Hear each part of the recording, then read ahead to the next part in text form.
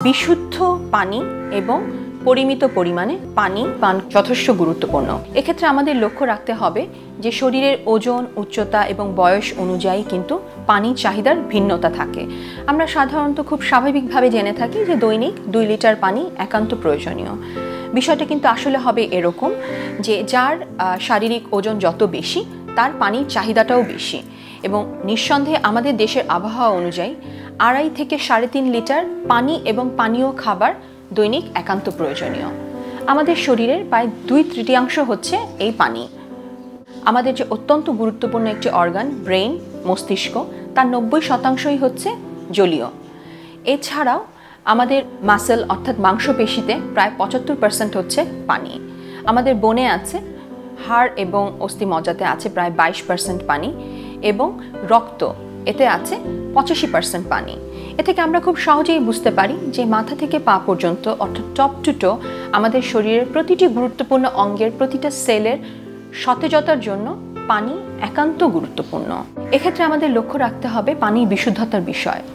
পানিটা অবশ্যই হতে হবে বিশুদ্ধ এবং কিছু কিছু ক্ষেত্রে পরিমিত, যেমন কিডনি রোগী, এদের ক্ষেত্রে পানির পরিমাণটা যথেষ্ট গুরুত্বপূর্ণ। এই পানির পরিমাণটা আমরা নির্ধারণ করি সাধারণত তার ইনপুট আউটপুটের উপরে। সারাদিনে তার শরীরে যতটুকু পানি বের হচ্ছে তার উপরে তার পরের দিনের পানির ইনটেকটা নির্ধারণ করা হয়। পানি একটি অত্যন্ত গুরুত্বপূর্ণ ভূমিকা পালন করে বিভিন্ন কঠিন রোগ থেকে আমাদের রক্ষা করতে। তার মধ্যে অন্যতম হচ্ছে ক্যান্সার। মূত্রনালী এবং কোলন ক্যান্সার থেকে নিজেদের রক্ষা করতে বিশুদ্ধ এবং পরিমিত পরিমাণ পানি যথেষ্ট প্রয়োজন। এছাড়াও পানি আমাদের শরীরে বিভিন্ন বর্জ্য এবং টক্সিনকে শরীর থেকে নিষ্কাশনে সহায়তা করে।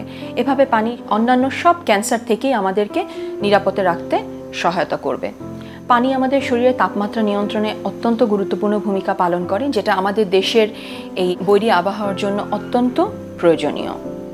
পানি আমাদের ত্বকের শুষ্কতা রোধ করে ত্বকের সজীবতা রক্ষা করতে সহায়তা করে। আমরা এর আগেই শুনেছি যে আমাদের মস্তিষ্কের প্রায় 90% পানি।